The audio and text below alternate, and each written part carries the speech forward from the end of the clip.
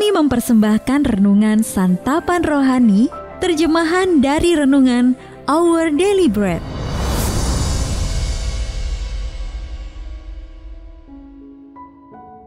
Untuk menerima notifikasi video baru kami, silakan tekan tombol subscribe dan tanda lonceng di bawah ini.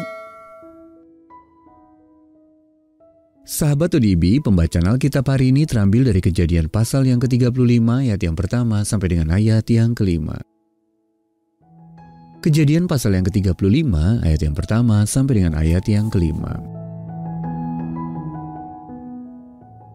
Yakub di Betel untuk kedua kalinya. Allah berfirman kepada Yakub, "Bersiaplah, pergilah ke Betel. Tinggallah di situ dan buatlah di situ mezbah bagi Allah yang telah menampakkan diri kepadamu ketika engkau lari dari Esau kakakmu." Lalu berkatalah Yakub kepada seisi rumahnya dan kepada semua orang yang bersama-sama dengan dia, "Jauhkanlah dewa-dewa asing yang ada di tengah-tengah kamu. Tahirkanlah dirimu dan tukarlah pakaianmu. Marilah kita bersiap dan pergi ke Betel. Aku akan membuat mezbah di situ bagi Allah yang telah menjawab aku pada masa kesesakanku dan yang telah menyertai aku di jalan yang kutempuh." Mereka menyerahkan kepada Yakub segala dewa asing yang dipunyai mereka dan anting-anting yang ada pada telinga mereka. Lalu Yakub menanamnya di bawah pohon besar yang dekat Sikem. Sesudah itu berangkatlah mereka, dan kedahsyatan yang dari Allah meliputi kota-kota sekeliling mereka, sehingga anak-anak Yakub tidak dikejar.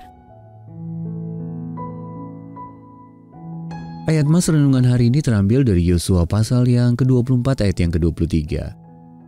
Jauhkanlah Allah asing yang ada di tengah-tengah kamu dan condongkanlah hatimu kepada Tuhan, Allah Israel. Renungan hari ini berjudul Dosa dan Berhala, ditulis oleh Mike Whitmer. Sahabat ODB, sebuah kelompok pendalaman Alkitab yang saya tahu beranggotakan para pria yang sudah berusia hampir 80 tahun, saya cukup terkejut saat mengetahui bahwa ternyata mereka bergumul dengan hawa nafsu. Pergumulan yang mereka hadapi sejak usia muda itu masih terus mereka rasakan. Dan setiap hari mereka bertekad untuk mengikuti Yesus dalam pergumulan tersebut dan meminta pengampunannya saat mereka gagal. Bisa jadi kita kaget melihat bagaimana orang-orang beriman masih berjuang melawan godaan-godaan moral dalam usia mereka yang sudah lanjut. Tetapi itulah kenyataannya. Berhala adalah sesuatu yang mengancam untuk menggantikan tempat Allah di dalam hidup kita. Dan hal-hal seperti itu dapat muncul kembali setelah kita mengira semua itu telah lama berlalu. Dalam Alkitab, Yakub berhasil melepaskan diri dari pamannya Laban dan saudaranya Esau. Ia sedang berada dalam perjalanan kembali ke Betel untuk menyembah Allah dan merayakan berkatnya yang melimpah. Akan tetapi, keluarganya masih menyimpan dewa-dewa asing yang harus Yakub kuburkan. Kejadian pasal yang ke-35 ayat yang kedua sampai dengan ayat yang keempat. Pada akhir kitab Yosua, setelah Israel mengalahkan musuh-musuhnya dan menetap di Kanaan, Yosua masih mendesak mereka. "Maka sekarang jauhkanlah Allah asing yang ada di tengah-tengah kamu dan condongkanlah hatimu kepada Tuhan Allah Israel." Yosua pasal yang ke-24 ayat yang ke-23. Istri Daud, Mikal, rupanya memelihara berhala karena ia meletakkannya di tempat tidur untuk menipu para prajurit yang datang untuk membunuh Daud.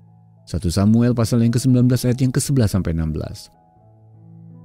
Sahabat ODB, kita mungkin tidak menyadari banyaknya berhala yang bercokol dalam hidup kita. Tetapi Allah masih begitu sabar terhadap kita. Godaan untuk berpaling kepada berhala akan datang, tetapi pengampunan Allah lebih besar dari kegagalan kita. Kiranya kita dikuduskan bagi Tuhan Yesus dengan berpaling dari dosa-dosa kita dan menemukan pengampunan di dalam Dia. Sahabat ODB, dosa apa yang paling menggoda Anda? Langkah apa saja yang dapat Anda ambil untuk menghancurkan berhala tersebut? Mari kita berdoa. Ya Bapa, aku mengakui dosaku dan dengan penuh syukur menerima pengampunan-Mu dalam nama Tuhan Yesus. Amin.